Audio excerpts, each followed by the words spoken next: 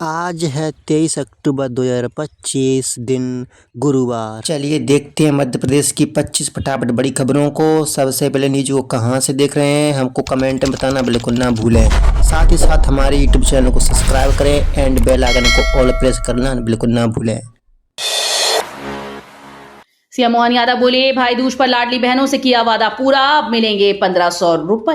मुख्यमंत्री डॉक्टर मोहन यादव ने कहा कि प्रदेश सरकार बहनों, युवाओं, किसानों और गरीबों के कल्याण के लिए लगातार काम कर रही है। उन्होंने बताया कि भाई दूज के अवसर पर लाडली बहना योजना में 250 रुपए की अतिरिक्त राशि देने का वादा पूरा किया जा रहा है।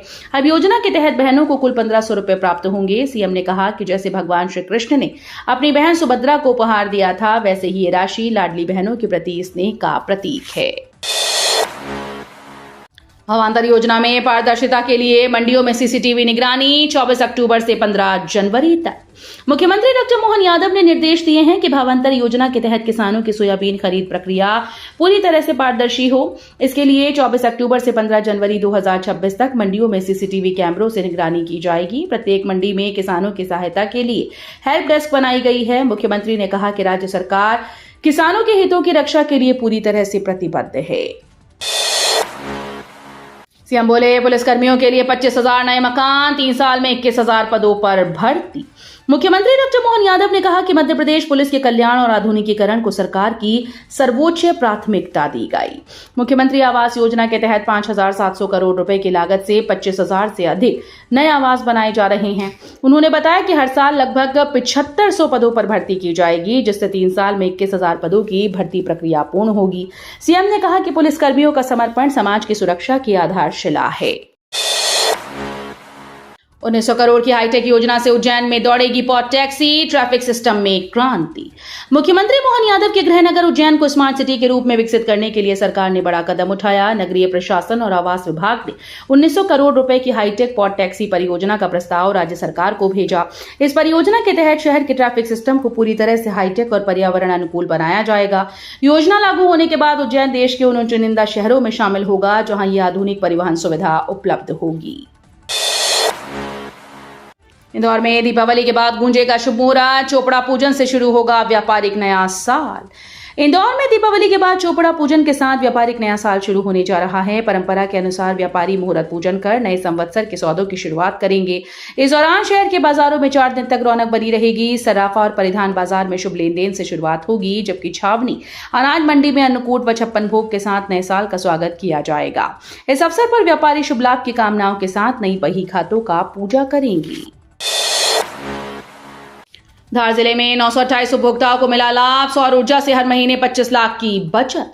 प्रधानमंत्री सूर्य क्रांति योजना के तहत मध्य प्रदेश में सौर ऊर्जा को तेजी से अपनाया जा रहा है। धार जिले में अब तक 928 उपभोक्ताओं ने सोलर पैनल लगाकर योजना का लाभ उठाया है। सरकार के द्वारा दी जा रही सब्सिडी से लोगों को बिजली बिलों में राहत मिली। अनुमान के अनुसार जिले में हर महीने करीब 20 से 25 लाख रुपए की बिजली की बचत हो रही है। ये योजना ग्रीन एनर्जी को प्रोत्साहित करने और ऊर्जा आत्मनिर्भरता की दिशा में अहम कदम मानी जा रही है। छठ पूजा और दीपावली के बाद यात्रियों को राहत, भोपाल से चलेंगी 7 स्पेशल ट्रेन। दीपावली के बाद घर लौटने और छठ पूजा पर यात्रा करने वाले यात्रियों की बढ़ती भीड़ को देखते हुए रेलवे ने बड़ा कदम उठाया। यात्रियों की सुविधा के लिए भोपाल के रानी कमलापति स्टेशन से 7 जोड़ी विशेष ट्रेन का संचालन किया जाएगा। रेलवे अधिकारियों ने बताया कि इन ट्रेन से अतिरिक्त यात्रियों को राहत मिलेगी, भीड़ का दबाव कम होगा।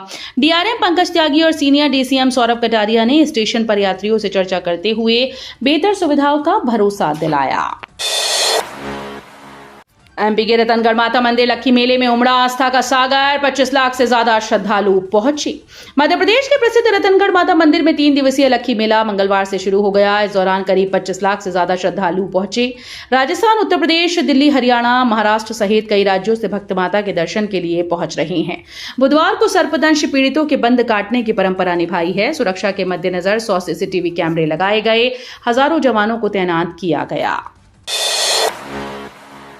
भावांतर योजना में 9.36 लाख किसानों ने कराया पंजीयन। सीएम बोले, किसानों को असुविधा ना हो। मुख्यमंत्री डॉक्टर मोहन यादव ने सीएम हाउस में भावांतर योजना की समीक्षा बैठक में कहा कि ये योजना किसानों के हित में मील का पत्थर साबित होगी। अब तक 9.36 लाख किसानों ने पंजीयन कराया, जो पिछले वर्षों की तुलना में 3 गुना से अधिक है। उज्जैन, राजगढ़, शाजापुर, देवास, सीहोर, विदिशा, सागर जिले इस सूची में अग्रणी हैं। सीएम ने अधिकारियों को निर्देश दिए कि सोयाबीन खरीदी की प्रक्रिया में किसानों को किसी प्रकार की असुविधा ना हो। एमपी में शिक्षकों की अटेंडेंस लापरवाही पर सख्त, विभाग ऐप पर हाजिरी न लगाने पर नोटिस। मध्य प्रदेश में स्कूल शिक्षा विभाग ने सभी शिक्षकों के लिए टीचर ऐप पर ही अटेंडेंस लगाना अनिवार्य किया, लेकिन कुछ शिक्षक इस आदेश का पालन नहीं कर रहे। विभाग ने ऐसे शिक्षकों पर सख्त रुख अपनाते हुए नोटिस जारी करना शुरू कर दिया। एक शिक्षक ने नोटिस का ऐसा जवाब लिखा जो अब सोशल मीडिया पर वायरल हो गया है। शिक्षा विभाग का कहना है कि डिजिटल उपस्थिति से पारदर्शिता बढ़ेगी और स्कूल की निगरानी और मजबूत होगी। अंडे की जगह दूध पिएं, सीएम मोहन यादव ने दी स्वास्थ्य सलाह, कहा गाय का दूध ही सर्वोत्तम। मध्य प्रदेश के मुख्यमंत्री डॉक्टर मोहन यादव ने हाटोद में गोवर्धन पूजा कार्यक्रम में कहा कि जिसके घर में गाय होती है उसके परिवार के सदस्य स्वस्थ रहते हैं। उन्होंने कहा कि अंडों को पौष्टिक बताने वाले विज्ञापन भ्रमित करते हैं और लोगों को इसके बजाय गाय का दूध पीना चाहिए।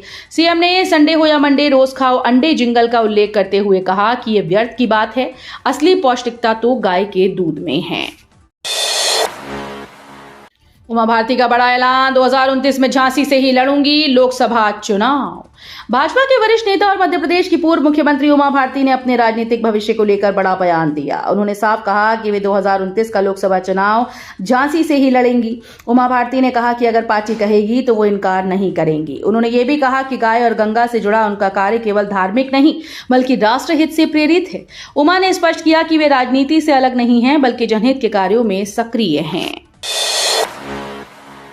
एमपी पशु गणना रिपोर्ट जारी, नर्मदापुरम में सबसे ज्यादा गधे, उज्जैन में घोड़े सबसे अधिक। मध्य प्रदेश में पशु गणना 2025 के आंकड़े जारी किए गए। ताजा रिपोर्ट्स के अनुसार प्रदेश में कुल 3,75,92,771 पशु हैं। नर्मदापुरम जिले में गधों की संख्या सबसे अधिक दर्ज की गई, जबकि छतरपुर जिले में खच्चर और सुअर सबसे ज्यादा हैं। मुख्यमंत्री डॉक्टर मोहन यादव के गृह जिले उज्जैन में घोड़ों की संख्या सबसे अधिक है।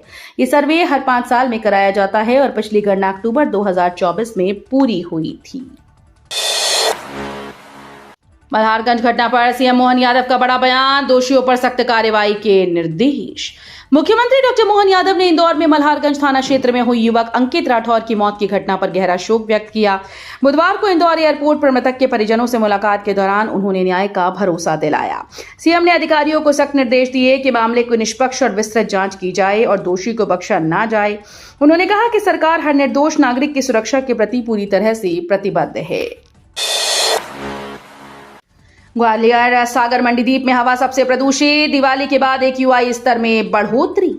दिवाली के बाद मध्य प्रदेश के कई शहरों की हवा खतरनाक स्तर पर पहुंच गई। प्रदूषण नियंत्रण बोर्ड की ताजा रिपोर्ट के अनुसार ग्वालियर सागर मंडीदीप सबसे प्रदूषित शहरों में शामिल हैं।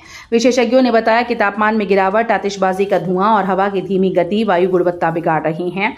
आने वाले दिनों में हालात और खराब हो सकते हैं। स्वास्थ्य विशेषज्ञों ने नागरिकों से मास्क पहनने और सुबह शाम बाहर निकलने से परहेज की सलाह दी। खजुराहो वाराणसी वंदे भारत एक्सप्रेस की समय सारणी जारी, बुंदेलखंड को केंद्र की सौगात। दीपावली के मौके पर बुंदेलखंड क्षेत्र को केंद्र सरकार ने बड़ा उपहार दिया। खजुराहो वाराणसी वंदे भारत एक्सप्रेस ट्रेन की समय सारणी जारी कर दी गई।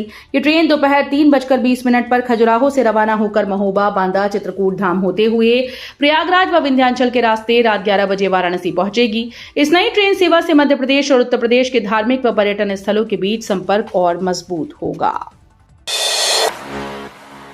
हाईकोर्ट ने रद्द किया एक्सीडेंट मुआवजा, लापरवाही न सिद्ध होने पर क्लेम नहीं।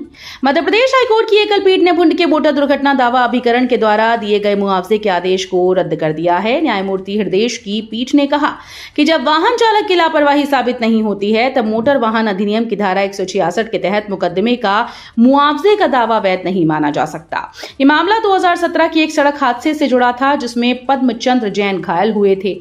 दावा अधिकरण ने बीमा कंपनी और वाहन स्वामी को 84,300 रुपए मुआवजा देने का आदेश दिया था। अनुकूल पर्व से बड़ी हरी सब्जियों की मांग, मंडी में दाम चढ़े, नई आवक रही कमजोर। गोवर्धन पूजा और अनुकूल पर्व के आयोजनों से बाजारों में हरी सब्जियों की मांग अचानक बढ़ गई। मंडियों में नई सब्जियों की आवक कम होने के कारण दामों में इजाफा देखने को मिला। फालका बाजार स्थित श्री राम मंदिर और विष्णु मंदिर में मंगलवार शाम अन्नकूट भोग अर्पित कर प्रसाद वितरण किया गया। अन्नकूट की पारंपरिक राम भाजा सब्जी में 30 से अधिक तरह की सब्जियों का मिश्रण किया जाता है, जिसके चलते टमाटर, भिंडी, परवल, गोभी जैसी सब्जियों के भाव बढ़ गए। फन ट्रेंड बना खतरा, कार्बाइड गन से एमपी में 200 से अधिक बच्चे घायल।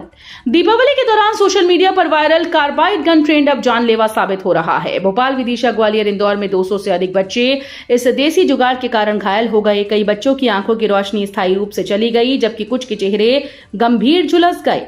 डॉक्टर्स और पुलिस ने अभिभावकों से अपील की है कि ऐसे खतरनाक प्रयोगों से बच्चों को दूर रखें। रोशनी का पर्व कई परिवारों के लिए अंधकार बन गया। छठ पर घर लौटना हुआ मुश्किल, बिहार झारखंड जाने वाली सभी ट्रेन फुल। छठ महापर्व पर बिहार और झारखंड लौटने वाले यात्रियों के लिए ट्रेन से सफर करना मुश्किल हो गया। इंदौर से चलने वाली लगभग सभी ट्रेन में सीटें फुल हो चुकी हैं। कई ट्रेन में वेटिंग सूची लंबी है। रेलवे वेबसाइट पर लगातार रिग्रेड की स्थिति दिख रही है। फिलहाल किसी अतिरिक्त विशेष ट्रेन की घोषणा नहीं की गई। यात्रियों ने रेलवे से मांग की है कि छठ पर्व को देखते हुए विशेष ट्रेन का संचालन जल्द शुरू किया जाए। केंद्र से 44,000 करोड़ का बजट स्वीकृत, मिला सिर्फ 8,000 करोड़, कांग्रेस ने जताया विरोध।